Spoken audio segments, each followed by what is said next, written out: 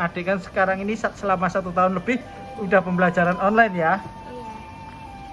Eh, apakah adik merasa senang dengan pembelajaran secara online selama pandemi COVID-19 ini? Cukup senang. Cukup senang. Alasannya apa? Karena kalau misalkan di online itu kita kayak harus ya nggak ada waktu gitu kan. Kalau misalnya di sekolah harus ada waktu, harus ini tuh udah ditentuin. Kalau di rumah tuh bisa ngumpulnya kapan aja.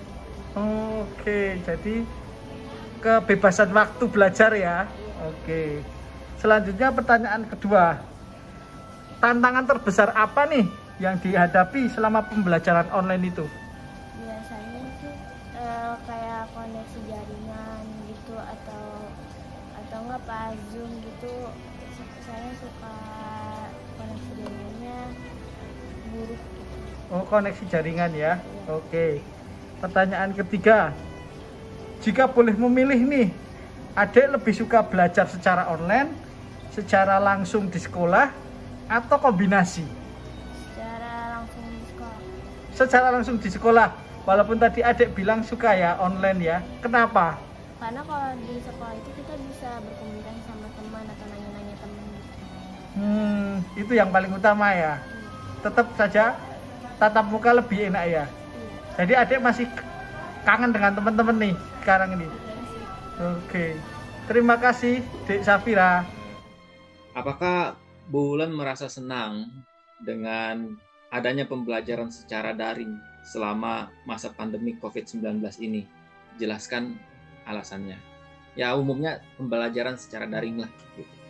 Senang atau bagaimana? Gimana ya? Sebenarnya kalau karena sudah berjalan lama, jadi sudah nggak terlalu senang lagi ya, karena anak-anak pun sudah pada titik yang jenuh untuk pembelajaran daring ini gitu. Kalau ditanya sekarang ini apa masih merasa senang sih, sudah rasanya kita juga mesti move on ya. Udah mulai tidak menyenangkan gitu kondisinya. Oke, tantangan terbesar apa? Ini pertanyaan nomor 2 nih, Bu Wulan. Tantangan terbesar apa yang Bu Wulan hadapi dalam pembelajaran online tersebut? Kalau tantangan terbesar itu sebenarnya mengkondisikan anak ya. Karena mindset anak itu kan belajar itu di sekolah. Dan di rumah kan ya main, istirahat, makan gitu kan. Yang ada di pikiran anak. Nah, mengubah itu tuh susah ya. Gitu. Walaupun sebenarnya di sekolah anak saya itu tugasnya juga nggak banyak gitu. Tugas tuh nggak terlalu banyak, satu pelajaran, satu subjek tuh satu tugas gitu, nggak yang berlembar-lembar atau terlalu banyak. Itu saja tuh sudah susah gitu, karena memang mungkin dulu juga kan sistem sekolahnya tidak ada PR. Nah itu juga tuh lebih membuat itu yang paling bikin susah sih ya, bikin mengkondisikan anak ya ini waktunya belajar dulu nih gitu, tapi di rumah gitu. Itu karena yang paling susah. Suasananya di rumah gitu ya. Iya, karena di rumah, karena ya. Dia sudah di otaknya, dia sudah mikirnya ya sudah di rumah ya main gitu. Mungkin pertanyaan terakhir gitu.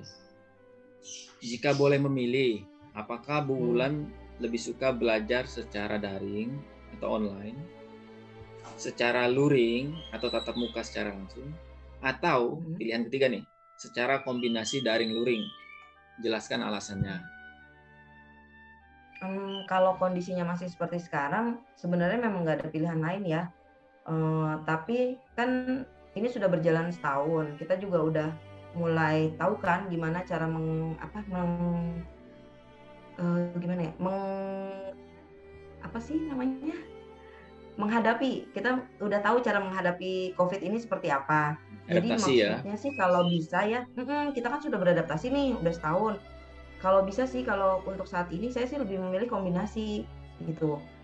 Saya juga belum setuju banget kalau full untuk luring di sekolah gitu, karena kondisinya kan masih seperti ini.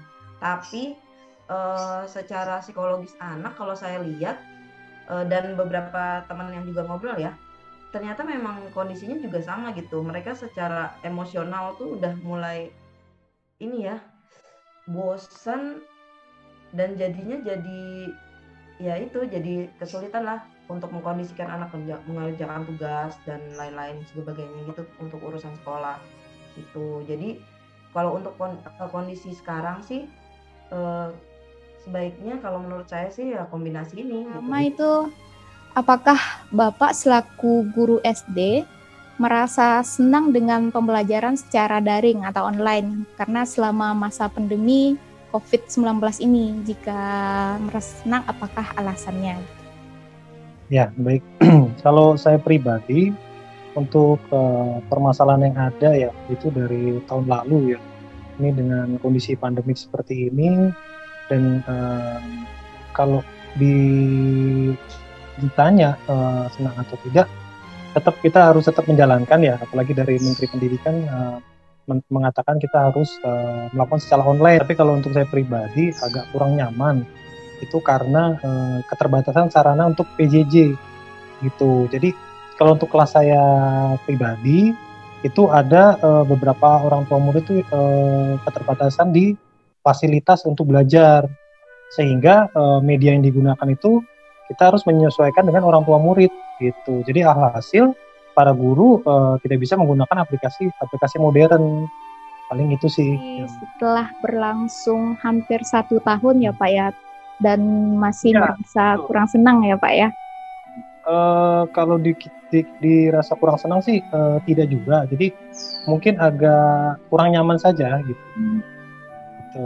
Mungkin kedepannya ada perbaikan atau persediaan dari pemerintah agar ada fasilitas khusus kali ya Pak bagi guru ya Pak ya? Ya, betul. Informasinya di bulan Juli sepertinya akan ada tatap muka. Cuma nanti kita lihat perkembangan lagi sih. Oke. Gitu. Baik, untuk pertanyaan kedua, tantangan terbesar apa yang Bapak atau guru hadapi dalam pembelajaran secara online? Ya, kalau untuk tantangan terbesar sih, kalau menurut saya ya, yang pertama tadi tentang media ya, untuk fasilitas yang pertama, yang seperti jawaban nomor 1. Kalau untuk yang selanjutnya adalah kesulitannya di ketika orang tua tidak ada informasi, tidak ada kabar gitu mengenai tugas mungkin ya. Jadi kan ada beberapa mungkin yang harus dikumpulkan gitu ya. Jadi ada beberapa orang tua murid tuh yang close contact gitu, dihubungin tidak bisa, sehingga hasilnya pun tidak ada. Jadi saya mengkolek data pun tidak sempurna gitu loh. Jika boleh memilih nih, apakah para guru itu lebih suka belajar secara online, secara tatap muka, atau kombinasi dari kedua metode tersebut? Boleh. Kalau saya pribadi, saya alangkah lebih baiknya sih langsung tatap muka ya, seperti yang sebelum-sebelumnya telah dilakukan ya. Dari dulu gitu kan, sekolah tatap muka itu akan lebih bagus gitu diterima antara guru, murid, kedekatan juga lebih intens gitu kan. Tapi kalau dengan kondisi seperti ini, saya lebih memilih kombinasi sih sebetulnya. Jadi pada saat tatap muka kita bisa menjelaskan materi, bisa praktek, bisa menanggapi apabila anak-anak tidak paham gitu. Jadi ada sebagian anak yang mungkin minder ya kalau misalkan online ditanya atau mereka mau nanya minder gitu kan. Nah mungkin kalau secara langsung kita bisa menjelaskan langsung gitu loh untuk proses belajar mengajar gitu kan. Tapi kalau misalkan saat online itu mungkin lebih ke pas saat mengerjakan tugas gitu. Itu nggak terlalu banyak pertanyaan gitu ya untuk di saat mengerjakan tugas. Paling seperti itu sih. Saya lebih milih kombinasi.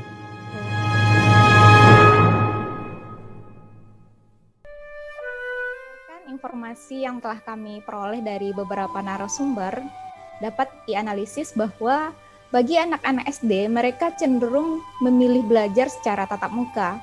Hal ini didorong oleh keinginan mereka untuk bermain dan berinteraksi secara langsung dengan teman-temannya.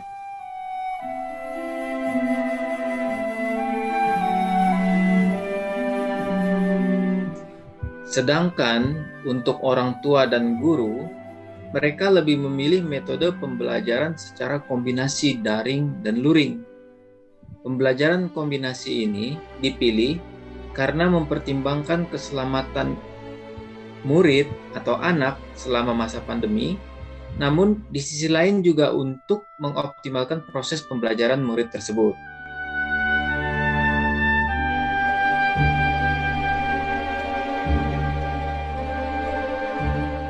Dan untuk analisis selanjutnya adalah fasilitas pembelajaran daring yang belum merata dan memadai. Untuk itu, dari analisis yang sudah kami lakukan, ada beberapa kesimpulan yang bisa kami ambil. Kesimpulan yang pertama adalah bahwa dari interview tersebut, dari seorang murid SD kelas 6, orang tua murid SD, dan guru SD, disimpulkan bahwa mereka menerima pembelajaran secara online, namun dilakukan secara blended learning.